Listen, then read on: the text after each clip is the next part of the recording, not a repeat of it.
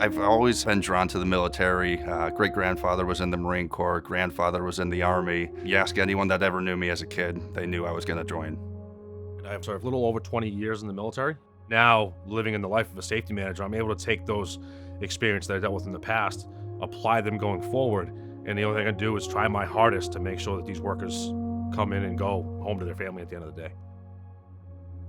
It started just like every other day, 7 o'clock every morning, we have a safety meeting with all the workers on site. And then right around, I'd say 1:30, the senior super for the trade partner came in and said, "Hey, I just called an ambulance, they're on their way," floor collapsed. Everyone sort of stood up and looked, and the second you saw his face, you knew there was something wrong. And then upon entering, it was nothing but dust, debris, and kind of just chaos at the time. And so we had to assess what's going on and come up with a game plan. I noticed there was 2 workers on the inside dragging somebody. I don't care about anything else. My safety goes out the window. It's all about getting that worker out. So myself, TJ, we instantly went over there. I grabbed him by the shoulders. Once we got him on the ground, he was unresponsive. So we just went into medical action. I mean, it felt like an eternity, but it was probably 3 or 4 minutes after starting to assess him, the EMS came in. We had already had 2 cardiac arrests in the morning time, which isn't unprecedented, but usually it makes for a busy day already.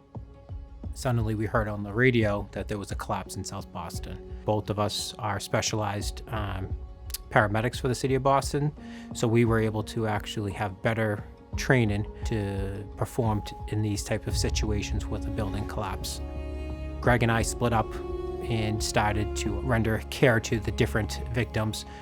There was one on the ground as soon as we walked in. There was another one that was walking out by his own willpower. And then there was the third victim that was trapped inside the building. I was directed to a patient who was on the ground. Me and the EMT I was with helped secure him to a backboard and get him on the stretcher. And then I kind of was able to focus my direction onto Jason, who was inside the collapse zone. My job at that point became kind of just feeding him supplies and everything he needed to in order to facilitate that. We started IVs, we put him on the monitor. He was in a lot of pain at that time due to the nature of the collapse and how he was pinned.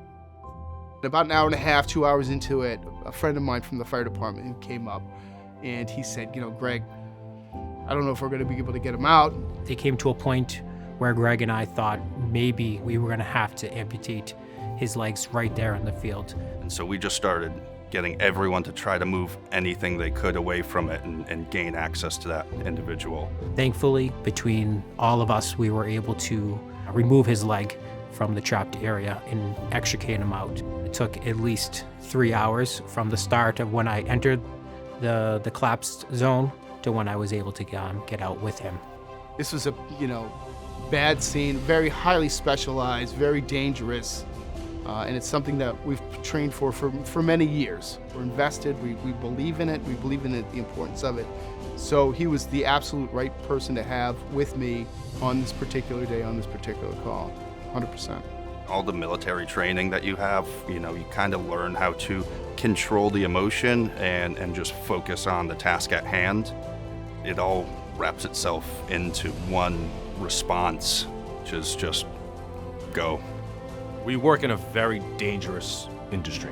The only thing we can do is manage it, hope for the best, plan for the best, and know what to do if something was to happen. There's a phrase in the non-commissioned officer creed that I put the soldiers above my own.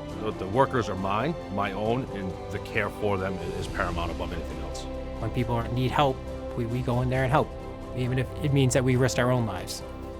The best point in any call is know that they were able to go back to their loved ones.